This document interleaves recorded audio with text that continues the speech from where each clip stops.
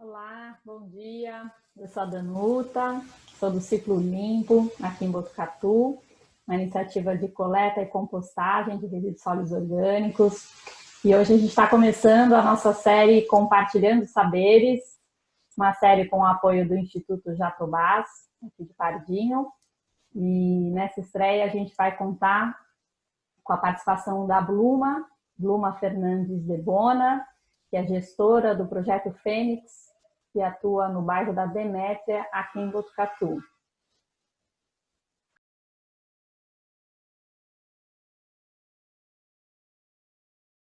Olá, bem-vinda, Bluma. Muito bom Oi, contar com a sua presença aí com a gente hoje. uma alegria. A gente queria agradecer, primeiro de tudo, a tua disponibilidade de participar desse experimento conosco. Essa primeiro episódio da nossa série Compartilhando Saberes. A gente está muito animado de poder aproveitar esse espaço das mídias sociais para compartilhar informações, né? E a gente ir aí se construindo conjuntamente. Então, eu queria primeiro apresentar para vocês, pessoal, a Bluma Fernandes de Bona. Ela é gestora do projeto Fênix, do bairro Demétria, aqui em Botucatu, né? O projeto Fênix atua há mais de 19 anos na coleta seletiva desse bairro, que é um bairro na zona rural de Botucatu. Eles realizam a triagem dos materiais recicláveis e também fazem diversas ações de educação ambiental e muita comunicação pelas redes também, muito construtivo sempre os conteúdos, muito legal, Bluma. E a gente queria começar, Bluma, na verdade, perguntando um pouco sobre você. Quem é a Bluma? Você contar um pouquinho para a gente, para as pessoas que estão acompanhando. Já estendo a minha gratidão por todo o apoio. A gente acho que tem se apoiado e construído junto aqui essa questão, né, dos resíduos em Botucatu, e isso com certeza fortalece muito. E então, um prazer estar aqui nesse bate-papo. Bom, eu nasci aqui mesmo, na Demétria, há 31 anos atrás, e estudei na escola, tal. Depois passei um tempo fora, aí fiz geografia, sou formada e sou geógrafa de formação e coração, uma formação bem especial.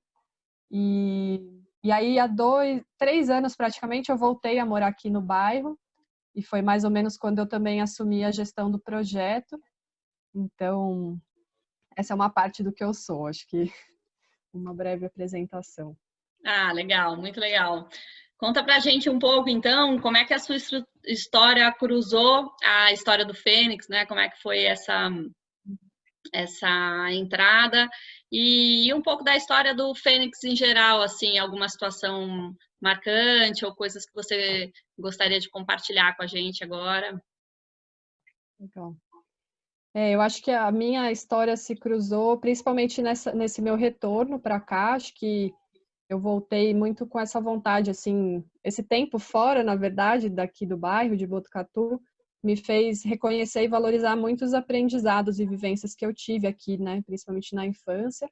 Então, eu voltei com essa vontade de poder contribuir de alguma forma, né, devolvendo com alguma ação bem concreta, assim, algo de positivo para o bairro. E aí foi muito uma grande honra, na verdade, poder assumir esse lugar de gestão no momento também bem chave do projeto, de uma mudança que aí no histórico eu conto um pouquinho. Então, na verdade, a minha escolha pela geografia, inclusive, tinha muito a ver com essa vontade de trabalhar com as questões ambientais, mas sempre olhando o ser humano como chave para tudo, né? Seja para destruição, seja para reestruturação ou transformação.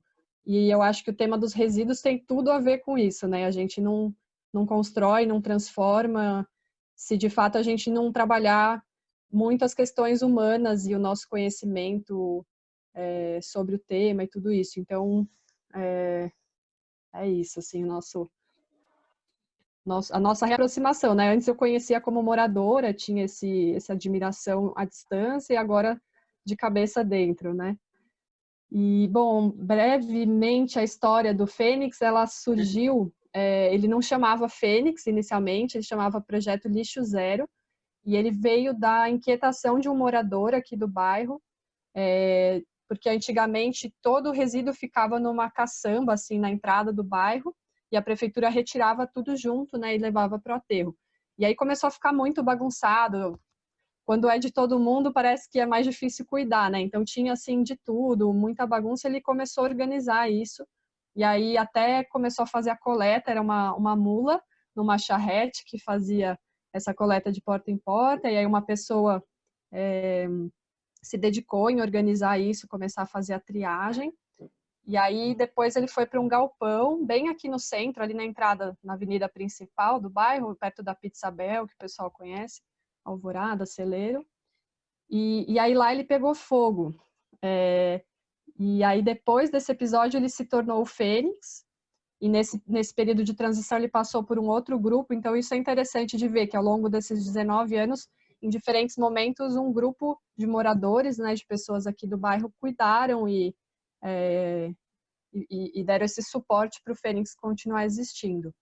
Depois desse incidente, que aí ele se tornou o Fênix, né, que é esse pássaro que ressurge das cinzas, o galpão se mudou para bem longe assim do centro do bairro, perto ali do Véu da Noiva, e por lá ele ficou acho que 8 ou 9 anos, até que o dono das terras ali desse lugar pediu que o Fênix não realizasse mais as atividades lá, e aí foi um momento de grande transição do projeto, que aí foi quando eu mais ou menos fui me aproximando, e aí acho que para mim esse é um fato marcante, que foi a decisão, a coragem e a reimplementação do projeto no coração do bairro. Então, a gente vê assim ao longo assim, de muitas cidades, normalmente o lixo está fora, né? A gente quer longe, a gente põe para fora de casa e aí o problema está resolvido, ou a gente põe para fora das cidades e por isso não vê, e aí parece que é mais fácil lidar, né? Porque a gente não vê o grande problema, o grande desafio que é. Então, para mim, essa reestruturação do projeto aqui no centro, hoje ele é aqui, assim, geograficamente colocado bem no coração do bairro, assim, para mim isso foi uma grande conquista, mesmo que difícil, porque a gente talvez ideologicamente até gosta dessa ideia, mas quem vai estar perto nem sempre nem sempre é confortável, né? Então, e aí então depois dessas organizações, né, passou um período de uma transição, ficou meio que uma associação como mentora entre os períodos de adaptação, e aí a gente constituiu em 2018, em dezembro de 2018, que aí eu já estava como gestora também, um CNPJ próprio do Projeto Fênix, então chama Associação Fênix Demétria, e o Fênix, a gente chama de Projeto Fênix, que é o jeito carinhoso, né, mas é Fênix Coleta Seletiva, então essa organização, essa associação Fênix, ela é composta por 7 associações, que são as 7 associações de moradores que existem aqui. Então, isso é muito bacana também, assim, por trás da gente que está no operacional, são mais ou menos 14 pessoas, 2 de cada uma dessas 7 associações, que a gente se reúne periodicamente para tomar as decisões e para ser essa ponte entre os moradores e o projeto. Então, é difícil resumir breve, mas é mais ou menos isso. Muito bacana esse envolvimento do bairro como um todo, de uma certa forma, né, Bluma, né, no Projeto Fênix. Muito legal. Acho que uma questão que talvez a gente pudesse falar um pouco, você pudesse trazer para a gente, contar quantas pessoas que hoje estão trabalhando na organização, né? Você falou que hoje vocês têm uma estrutura num espaço que é bem central ao bairro. Então, qual que é essa estrutura? Que tipo de equipamentos que vocês têm lá? Contar um pouquinho disso para a gente. A gente tem um galpão que foi construído com verba de cada morador, houve uma vaquinha coletiva, então a gente conseguiu construir um galpão que é de tijolo, é bem seguro, assim, segue todas as normas, também foi outra conquista, assim, de ter os alvarás, de ter toda essa parte burocrática em ordem. A gente tem uma prensa e uma balança que foram conquistadas na associação anterior, a João de Barro, com o projeto da Coca-Cola, então a gente tem essa prensa que faz muita diferença, né, de poder compactar o material e até agregar valor na venda. E a gente utiliza um trator, mas que não é do projeto, a gente é uma pessoa que presta o serviço e que tem o trator que faz a coleta. Então, a infraestrutura é mais ou menos essa. Atualmente somos 5 pessoas envolvidas diretamente remuneradas, né? 3 funcionárias registradas, que sou eu e as 2 moças que fazem a coleta.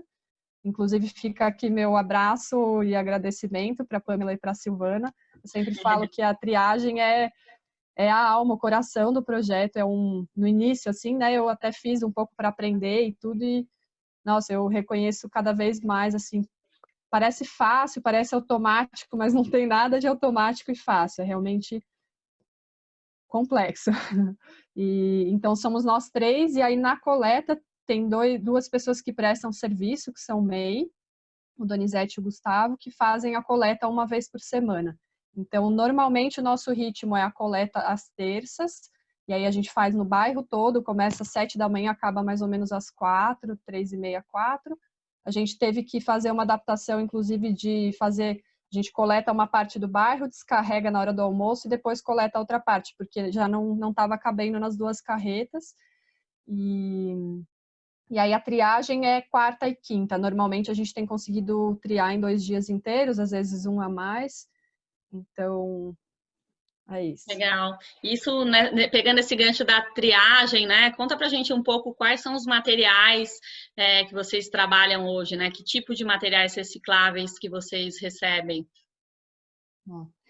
A gente, é legal falar assim, vamos dizer que existem 3 separações dos resíduos, né? O orgânico, o rejeito, que é o lixo sujo, né? O jeito mais comum que a gente fala, e o reciclável. Então, o Fênix coleta o rejeito e o reciclável.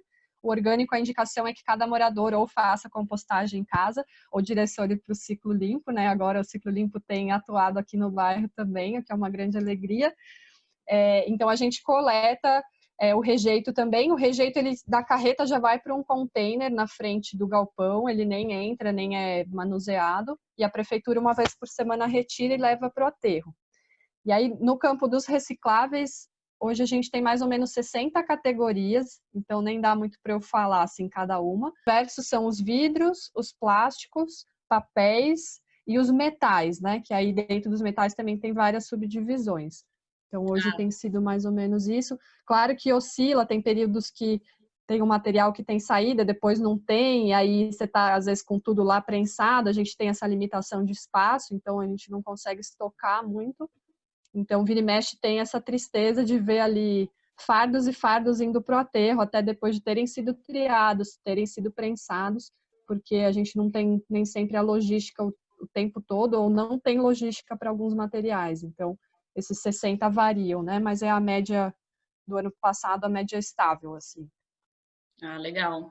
Legal. Bruno, uma coisa que é curiosa é que, assim, às vezes as pessoas acabam encaminhando para coleta de materiais recicláveis, materiais que não necessariamente são recicláveis, né?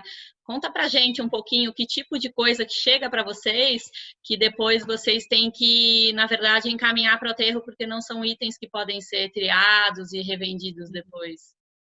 Esse é um tema, nossa, essencial, assim, eu até estou me arriscando também nessas coisas de redes e mídias sociais, de fazer uns vídeos ou comunicados, porque além de ser importante para a gente daí não enviar para o reciclável, né, isso não dá tanto trabalho para as meninas, mas também para a gente evitar o consumo desses materiais. Então, muitos desses, na verdade, eles têm o ícone de reciclável, e de fato existe em algum lugar do Brasil a tecnologia para isso, mas não tem localmente ou aqui na região a logística. Então, por exemplo, aquela uma PET embalagem que é de morango, de uva, uns potinhos transparentes, ela é de fato PET, que é um material, por exemplo, super estável no mercado, sempre tem saída e tem um valor razoavelmente bom, mas a gente não consegue destinar aqui. Inclusive a gente separou por meses, ficou tentando achar a saída, e foi um desses que estava bonitinho nos fardos, assim, quilos e quilos foram para o aterro. Então a gente não... Esse é um dos tipos de material. Borracha, então chinelos, eu até estou tentando alguma logística reversa, né, usar essas políticas públicas que já foi uma conquista, para de fato elas acontecerem. Então isopor, borracha, a gente também não tem. Isopor qualquer tipo a gente não está conseguindo destinar. Que eles têm o que daí eu acho que é o mais urgente, assim, que são aqueles plásticos laminados, né? Que a maioria dos industrializados tem. Então, assim, quase, eu diria, chutando, assim, né? Mas 70% das embalagens são desse material, que a categoria tem o símbolo do reciclável, chama outros, ou número 7. Ele é laminado por dentro, bem colorido, e normalmente ele não estica. Quando você puxa assim, ele é bem duro e rasga. Então, embalagem de café, de bolacha, salgadinho. Esse é um grande desafio aí para a gente ainda na destinação. A gente não tem reciclado. É interessante a gente entender isso, assim, né? O público em geral, até para tentar reduzir o consumo de produtos que usem esse tipo de embalagem, né? Acho que a gente pode fazer um pouco essa reflexão. Exercício, Outra coisa que... porque até nessa... Não, diga.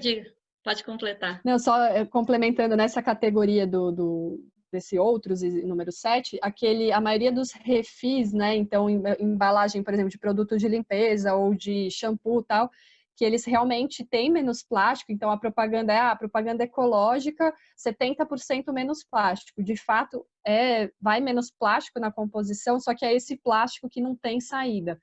Então, assim, infelizmente, nesse caso, o ideal é consumir a embalagem original para não, porque essa sim, de fato, recicla. Por exemplo, amaciante, né? Amaciante e sabão em pó são os principais desses refis, assim. Aquele plástico meio gordinho e mole, ele é reciclável, tá escrito lá PAD, para quem quiser olhar embaixo a categoria. E o refil deles é esse outros, que é esse durinho, esse plástico fino, duro, né? Então, às vezes a gente erra tentando acertar, né? Você desenha uma solução nova que, na verdade, não completa o ciclo, né? Outra coisa importante, Bluma, que a gente pensou assim que seria muito legal você reforçar aqui e colocar, é um pouco como que as pessoas devem separar os resíduos recicláveis em casa, assim, né? Como que esse resíduo deve chegar no Fênix, né, e também lá na cooperativa, quais são as orientações, assim, em geral, que você poderia compartilhar com a gente? É bem legal essa pergunta, inclusive um desses vídeos que eu tentei fazer recentemente, assim, com as perguntas mais frequentes, é esse tema, porque de fato muita gente me pergunta assim, quanto que eu tenho que limpar, né? E tem que limpar, esse tema da limpeza tem vários mitos por trás, assim, então de fato é sim muito importante limpar, principalmente porque a gente nem sempre entende que tem um tempo grande entre o material sair da sua casa e ser processado de novo. Então, é principalmente para a salubridade das pessoas que vão estar manuseando e esse espaço que vai ficar guardado. Então, não atrai bicho. Tem coisas que chegam aqui, por exemplo, por mais que é um projeto antigo e que a gente faz uma campanha bem próxima dos moradores, né? É um super privilégio. A gente tem poucos moradores envolvidos, a gente consegue ter esse diálogo e mesmo assim, chega, por exemplo, plástico com resto de carne, que a hora que vai triar já tem larva. E é assim, às vezes eu preciso filmar e mandar para o lugar, veio um restinho de orgânico, olha o impacto que isso gera. Então, é muito importante limpar. E aí sempre ter esse pensamento, o quanto que eu tenho que limpar para, de fato, não ter cheiro, não ter resíduo, mas também não vou gastar muitos litros de água. Então, às vezes, a dica que eu dei também foi, por exemplo, embalagem de manteiga, os que são engordurados, passar um papel, já pode jogar o papel na composteira, inclusive um guardanapo, às vezes guardanapo que você já usou, para tirar aquele excesso. E aí a limpeza mesmo vai acontecer na hora do processamento, né? Qualquer partícula que sobrar vai ser eliminada, mas é principalmente uma limpeza pensando nesse material não ter contaminação para triagem, né? Para prensa.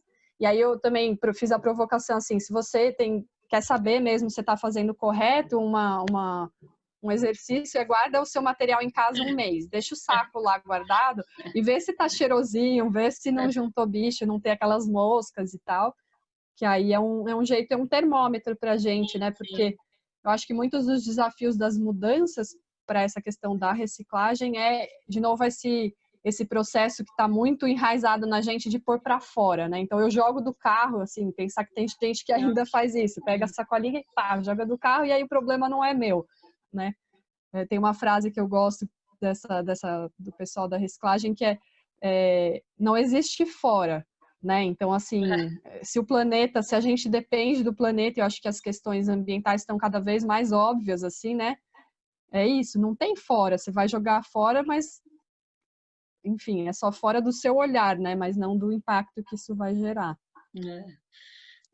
E aí, de novo, só retomando a pergunta, eu me empolgo um pouco no assunto, mas é a questão dos vidros também. Esse é um outro super cuidado que precisa ter, assim, de realmente pensar se de fato, a longo prazo, esse vidro que eu estou mandando ali ou não vai quebrar, ou não vai furar o saco. A gente ainda tem muitos acidentes, assim, de se cortar, ou mesmo isso, a garrafa.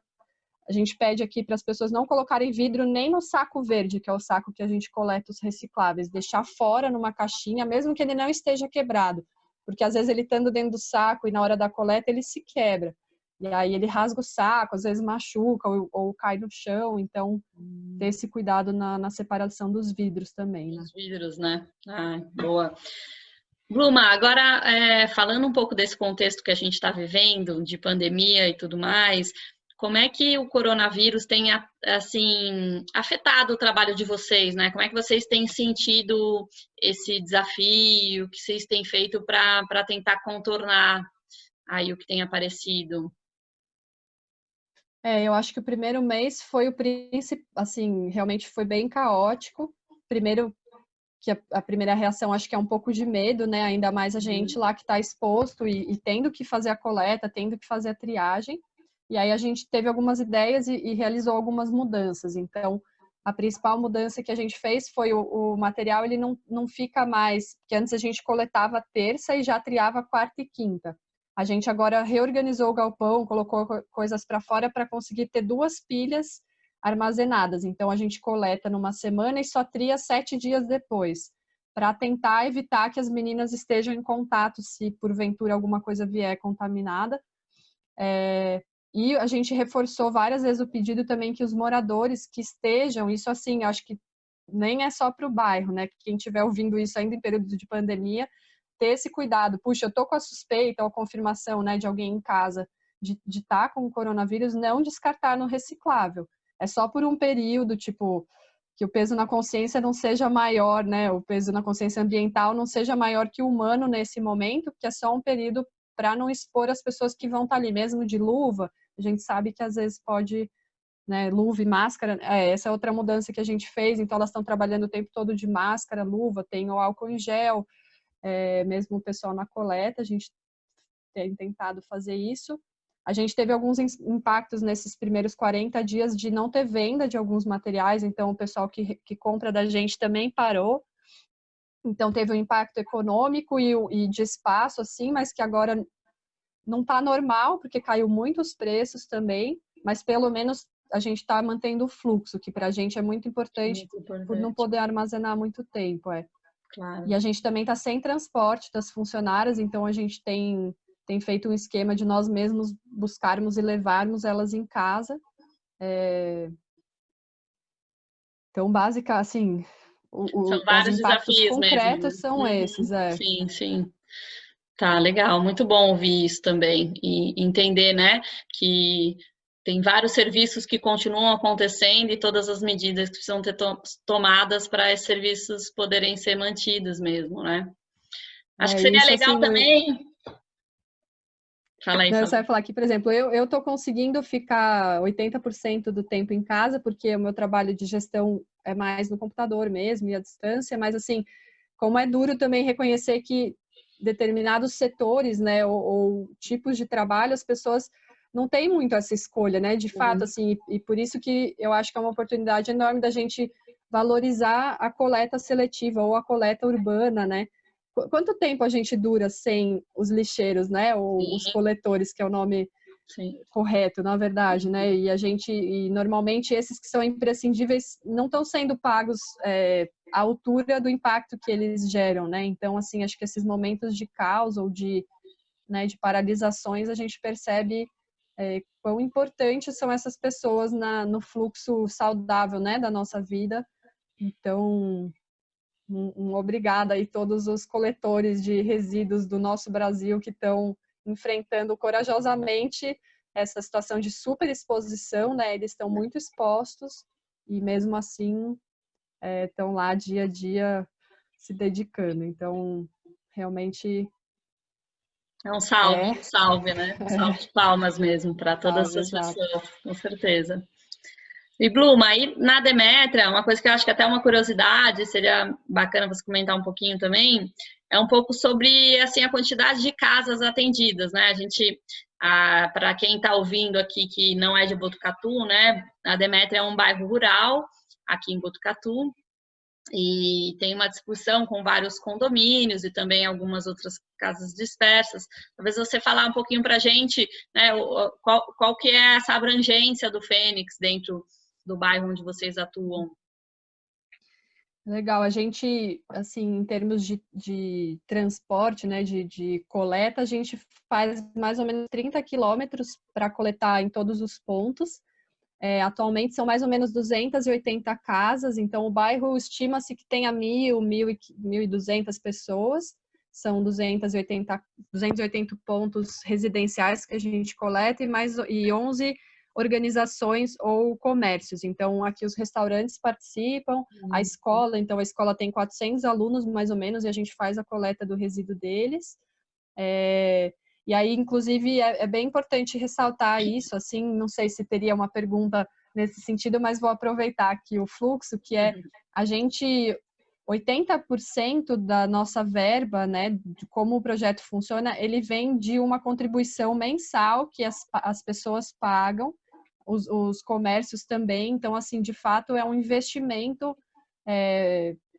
individual, né, acaba se tornando coletivo pela organização que a gente conseguiu criar, mas a gente não tem apoio municipal ou de projetos nenhum, assim. Atualmente, na verdade, nesses anos para trás também, é uma taxa que os moradores pagam pelo serviço e para apoiar o projeto, que a gente entende que também não é só uma prestação de serviço, né? O projeto ele é algo do bairro e que é mantido pelo bairro. Então, a nossa venda de material ainda é bem...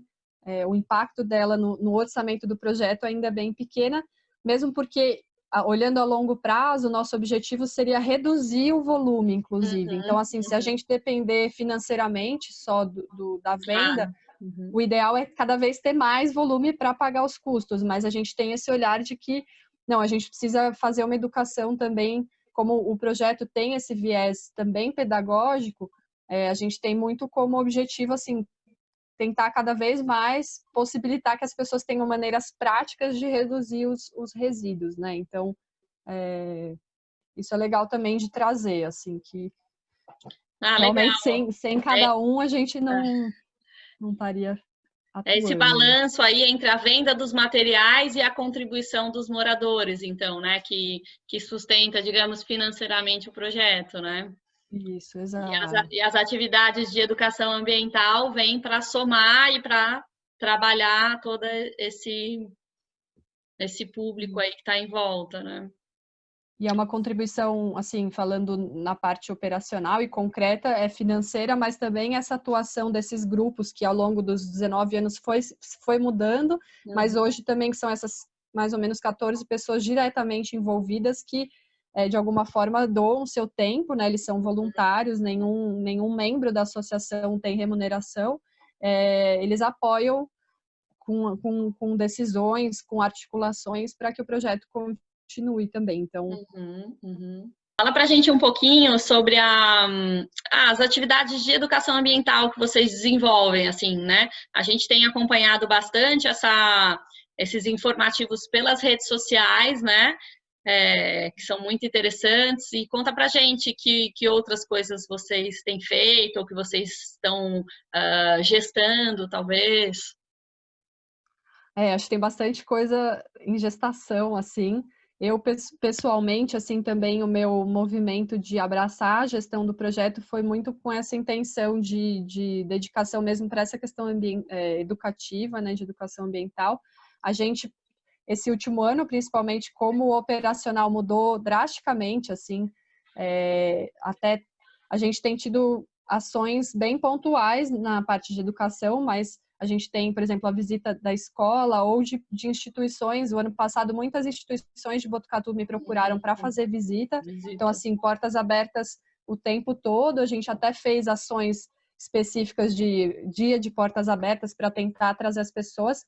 Esse ainda é eu acho que é um dos desafios que eu deixaria aí o convite e a consciência de que é um desafio das pessoas realmente virem e olharem o que é feito ali.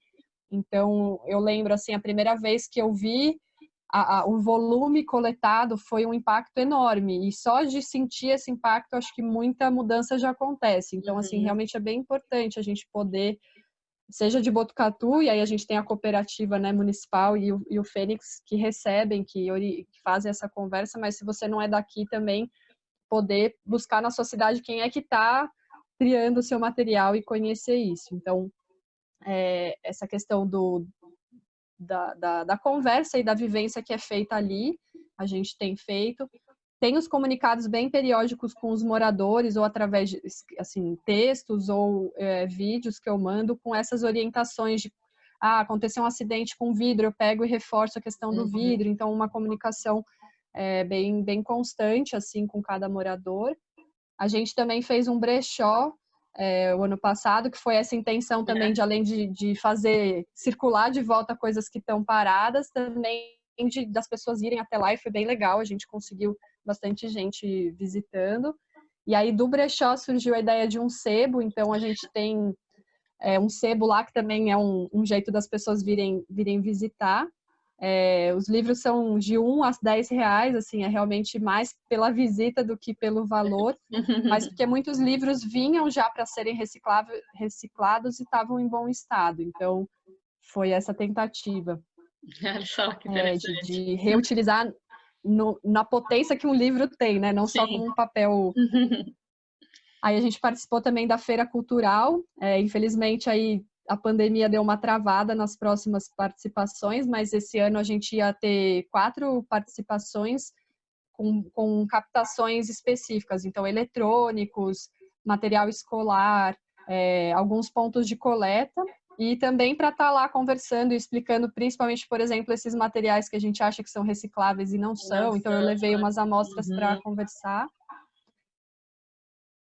Interessante. Tem aí uma gestante com o Ciclo Limpo, a gente preparar filmes e documentários sobre o tema e conversar. Vamos ver se logo a gente pode estar todo mundo pertinho no mesmo ambiente para retomar isso. Bom, ideias não faltam. No âmbito da gestação tem outros projetos aí, mas... muito legal ouvir. São esses. E até pensar nas sinergias, né, entre os trabalhos do Ciclo Limpo e do Fênix e da cooperativa e outras ações nessa frente da gestão dos resíduos que a gente possa ter aqui no município, né? Eu sei que tem uma cooperativa que coleta óleo de cozinha também, né? Muito interessante. Bluma, acho que agora talvez a gente pudesse entrar um pouco, assim, nos destaques, assim, sabe? Assim, do que tem dado certo, pontos fortes. Se você puder colocar assim para a gente, acho que mais assim um panorama, né? As coisas que têm dado certo e o que tem sido um desafio hoje para vocês, assim, né? Na sua avaliação. É uma pergunta difícil. É difícil, Olha, acho que os desafios são mais fáceis, vou começar por eles. Então, eu acho que essa questão da aproximação concreta, porque assim, em termos de apoio e de existência do projeto, de fato ele é um projeto do bairro e que é mantido pelo bairro, mas alguma coisa mais concreta, assim, de participação cotidiana das pessoas, assim, né? Nessa vivência do que é a geração de resíduo, porque assim, é bem um olhar pessoal, mas eu acho que é por aí que as mudanças acontecem, assim, porque informação ou previsões futuras do que vai acontecer, né, ambientalmente, a gente tem, e isso não tem sido suficiente para a gente. A mudança, ela está atrasada, a gente tinha que estar fazendo mudanças radicais, assim. Então, a sensação que eu tenho é que a informação, né, a ação intelectual, ela já existe, o que talvez seja uma possibilidade de mudança é, de fato, a gente sentir, vivenciar as coisas, assim. Então, eu acho que um desafio é esse, como, de fato, chegar inclusive nos diferentes nichos ou diferentes pessoas, porque cada um tem a experiência pessoal com relação aos resíduos ou não tem, e como que a gente faz em grande escala algo que também é individual, né? Conseguir acessar cada um. Então, para mim, esse ainda é um desafio, por mais que a gente caminhou bastante, assim, ainda tem uma bela jornada pela frente. Legal. E se você tivesse que dizer como é que você vê a organização, né, o Fênix e os trabalhos de coleta seletiva daqui a 5 anos, o que você vislumbra lá na frente, assim, para o Fênix e para o trabalho desse grupo? É outra pergunta difícil. Mas eu diria assim, aí é bem no campo de uma intenção e um desejo meu, assim, que seria, eu acho que 2 pontos, um mais concreto, de novo, que é de fato a gente reduzir. Eu gostaria muito, assim, vamos dizer que o ideal do Fênix um dia seja não ter triagem, né? Claro que é impossível, a gente gera, assim, gera resíduo, né? E até o conceito de lixo zero é legal falar, até para pegar esse gancho, se eu não conseguir voltar na pergunta, você me ajuda, né? Mas queria só trazer esse conceito do lixo zero. Claro que tem pessoas que conseguem, nesse mundão aí, elas estão conseguindo não gerar resíduo. Elas reutilizam, reciclam tudo e não geram resíduo, mas, assim, resíduo que iria para um aterro, né, que não tem mais saída. Mas no Brasil, a gente tem esse conceito de lixo zero, que é conseguir destinar corretamente, ou seja, voltar para algum tipo de ciclo, 90% do resíduo. Então, assim, se eu pudesse dizer o que eu gostaria daqui a 5 anos, é que o bairro fosse um bairro lixo zero. Ou seja, 90% do nosso resíduo, ele está em cadeia, seja no orgânico, virando composto e voltando para a terra, seja na cadeia da reciclagem e até, principalmente, redução e reutilização. Então, eu falo muitas vezes, a reciclagem é o último estágio, porque ela gasta muita energia no processo dela. Se a gente conseguir gerar menos e reutilizar mais, aí estamos no caminho certo, assim. Então, ótimo. É um bom norte, hein? Lixo zero. É um bom zero, norte. Eu acho que e é bem possível. Eu acho realmente bem possível, assim. E no âmbito mais humano, que também eu gostaria muito, é de fato ter mais moradores e assim, atuando com projetos. Eu acho que o Fênix é uma iniciativa com muita potência, assim, de várias frentes que a gente pode atuar e talvez ter mais moradores pegando assim, eu vou assumir, a gente até tem pessoas com essa vontade, puxa, eu vou fazer sacolas com os guarda-chuvas, por exemplo. Tecido é um super problema na reciclagem, então uma moradora até levou para casa e ia tentar fazer sacolas para a gente fazer a coleta do material com coisas que já estão lá e queriam para o aterro. Então, realmente ter as pessoas participando mais ativamente, não só intelectualmente, do projeto, assim, também seria... É o que eu vislumbro daqui 5 anos. Boas visões, hein? Muito, muito legal. Blum, acho que a gente está caminhando para o fim aqui. Queria agradecer muito a tua disponibilidade, essa troca. Acho que é sempre muito construtivo a gente poder ouvir, né? E compartilhar aí com todas essas experiências. Aí queria saber se de repente tem alguma outra coisa que a gente não perguntou, que você acha que seria interessante colocar ou complementar, ou enfim, se você quiser fazer um fechamento também, fica à vontade. Acho que com certeza agradecer assim a oportunidade da gente falar mais sobre isso, assim, né? De forma acessível para as pessoas, porque é um tema que a gente evita um pouco, né? Assim, inconscientemente, eu acho. Então, agradeço a iniciativa de vocês, que a gente possa fazer muitas dessas conversas aí. E não sei se a última pergunta, por ter sido esse vislumbre, eu já me empolguei e talvez os últimos 2 comentários vão um pouco nessa linha de algo que eu gostaria, assim. Mas um deles algumas pessoas me perguntam mesmo com um olhar de querer replicar um pouco o modelo do Fênix, assim, seja numa empresa. Então, veio uma organização até da prefeitura, aqui um setor da prefeitura, 4 funcionárias vieram visitar o projeto e elas falaram, puxa, a gente queria fazer os nossos resíduos serem corretamente destinados, assim, até terem pacientes, no caso, que iriam vender. Então, assim, estamos abertos para, a partir da nossa experiência, que claro que é um pouco um bairro super cheio de privilégios, sejam econômicos, sejam de articulação, mas eu acho muito possível a gente replicar esse modelo, seja com apoio municipal, que é essencial, assim, eu acho que dá para fazer muita coisa bacana com parceria, né, setor pessoa física e município, mas também poder público, através das políticas e tudo, mas a gente também, como indivíduo, como cidadão, também aproveitar mais as brechas que existem. Então, por exemplo, aqui em Botucatu a gente tinha muitos os PEVs, né, pontos de entrega voluntária, que por falta de cuidado das pessoas descartarem, a maioria foi recolhido. Então, assim, a gente às vezes cobra muito do município, de fato, eu acho que tem muitas coisas que ainda precisam acontecer, seja aqui em Botucatu, seja ampla, assim, Brasil, mas também saber reconhecer o que a gente pode. Acho que o Fênix pode ser um modelo inicial de inspiração para outros lugares e vai ser um prazer ajudar nisso. E aí, um pouco nesse sentido, a última coisa que eu vou falar é que a gente também participa de 2 projetos que são possíveis de qualquer pessoa participar. Um é o Terra Cycle, então depois a gente pode deixar aqui nos comentários o site, que a gente consegue destinar por correio, sem custo nenhum, as buchas Scott Bride. Eles têm várias categorias de projeto, mas o Fênix participa nesse das buchas e de material escolar.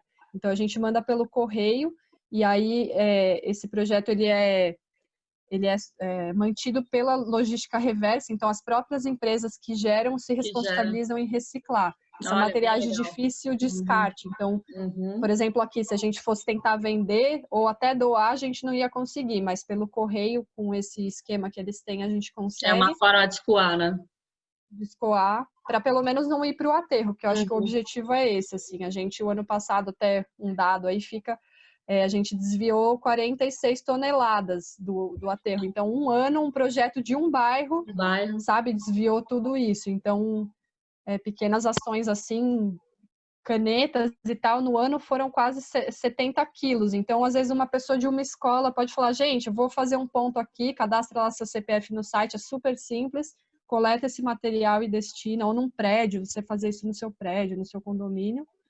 E o outro é um projeto da Puquê, que são as meias do bem, que várias lojas estão assim cadastradas, é só você levar as meias nesse ponto de coleta e eles fazem cobertores, aqueles cobertores cinzas, e destinam para instituições que trabalham com pessoas de alta vulnerabilidade. Então, o resíduo têxtil ele é bem complicado mesmo na cadeia, e esse é um jeito de transformar em algo super útil. Então, fica aí mais talvez uma brasinha para quem se interessa pelo assunto estiver nos ouvindo, para se engajar nos movimentos e tentar fazer individualmente alguma mudança, assim, né? Sim, não, ótimo essas provocações finais aí de participação social, né? Porque acho que é um pouco isso, assim, né? Nós, como indivíduos e como comunidade, a gente precisa assumir o nosso papel, a nossa responsabilidade, né? E entender também que em pequenos nichos a gente consegue fazer mudanças significativas, especialmente se a gente estiver se associando à comunidade, né? Muito bom. Agradeço esse fechamento, essa faísca de fechamento. Muito bom. Obrigada, Bluma. A gente vai compartilhar esses links todos aí e agradecer de novo. E até um próximo papo aí em breve.